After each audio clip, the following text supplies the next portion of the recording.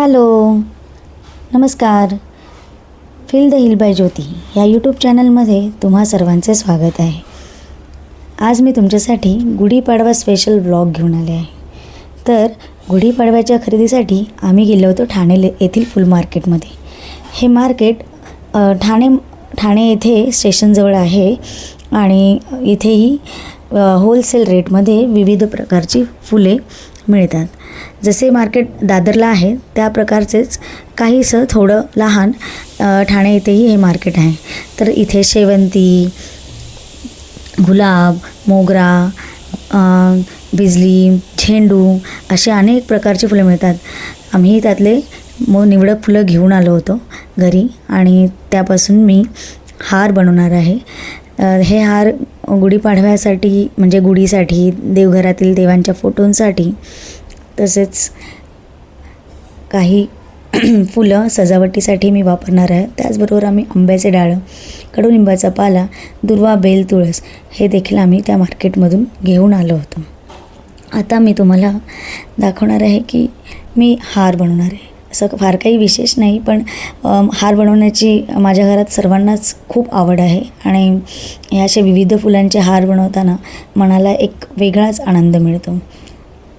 माझ्या घरातील सगळेच उत्तम हार बनवतात आणि मी छोटासा प्रयत्न आज यातून करणार आहे.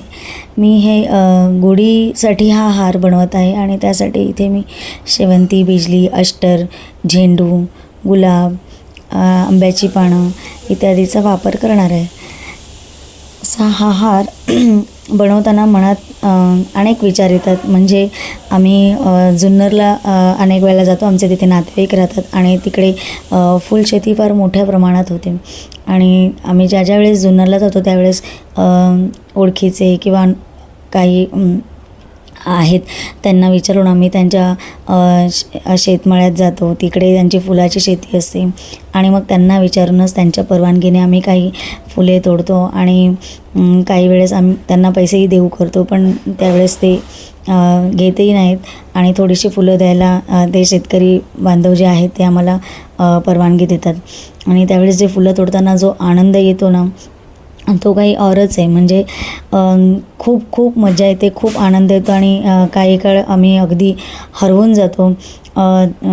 जुन्नर भागामध्ये शेवंती, झेंडू ह्या फुलांची शेती मोठ्या प्रमाणात होते. तसेच बिजलीमध्येही पिवळा, सफेद बिजली अशा प्रकारची शेती तिथे होते. त्याचबरोबर हल्ली शेवंती पिवळी, सफेद आणि एक व्हायलेट कलरची शेवंती देखील मार्केटमध्ये मिळायला लागली. ह्याचीही शेती जुन्नर या भागामध्ये भरपूर होते.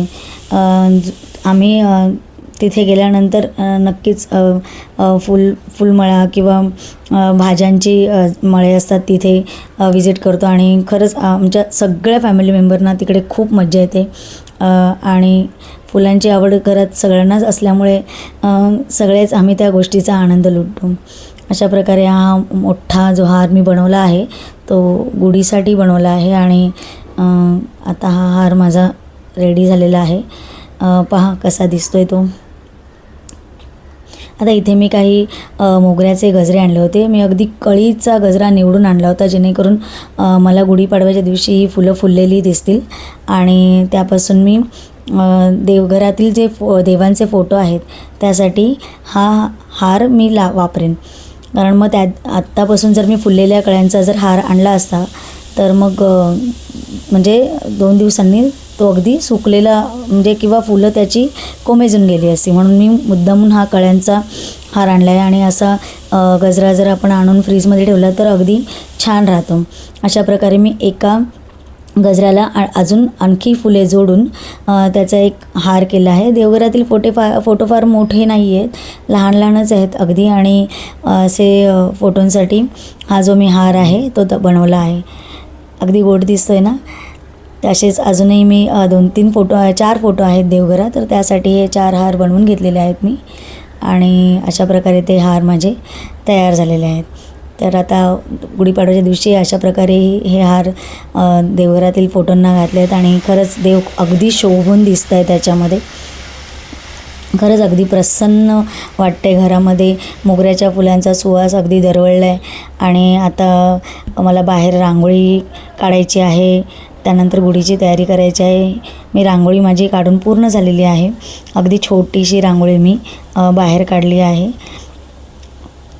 आता गुढीपाडव्याच्या तयारीला गुढीपाडवाची गुढी उभारण्यासाठी मी तयारी करत आहे. तर कलशाला मी 4 दिशांनी हळद कुंकू लावून घेतले. तसेच हा जो कलश आहे तो उपडी गुढीवरती घातला होता, त्यामुळे वरच्या बाजूने मी स्वस्तिक काढले आहे.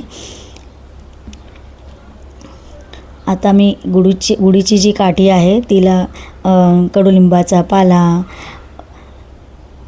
आंब्याचं डाळ, तसंच हे चाफ्याचा हार. ही चाफ्याची फुलं माझ्या सोसायटीच्या आवारातल्या जी झाडं आहेत तिथून मी तोडून आणली आहेत आणि त्याचा ताज्या फुलांचा मी हार बनवला आहे. युजुअली आम्ही अशी सोसायटीच्या आवारातली फुलं तोडत नाही, पण विशेषतः गुढीपाडव्याच्या दिवशी ही ताजी फुलं आणि मला ह्या परिसरातून मिळतात, आमच्या सोसायटीच्या गार्डनमधून मिळतात.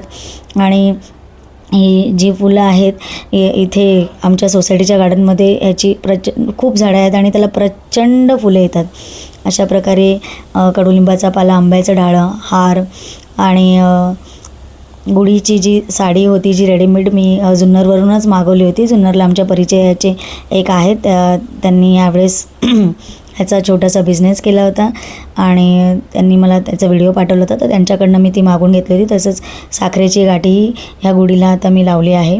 अशा प्रकारे तयार झाली आमची गुढी आणि आता कलश लावून आम्ही त्याचं पूजन करणार आहोत.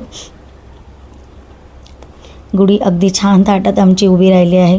कलश पूजन करून देवाला दिवा लावून नैवेद्य दाखवून आज ही गुढीची स्थापना आम्ही केली आहे. आणि ह्या नवीन वर्षाच्या दिवशी आम्ही देवाला हीच प्रार्थना करतो आहे की देवा आमच्या मनात वर्षभर आयुष्यभर सकारात्मक विचार दे.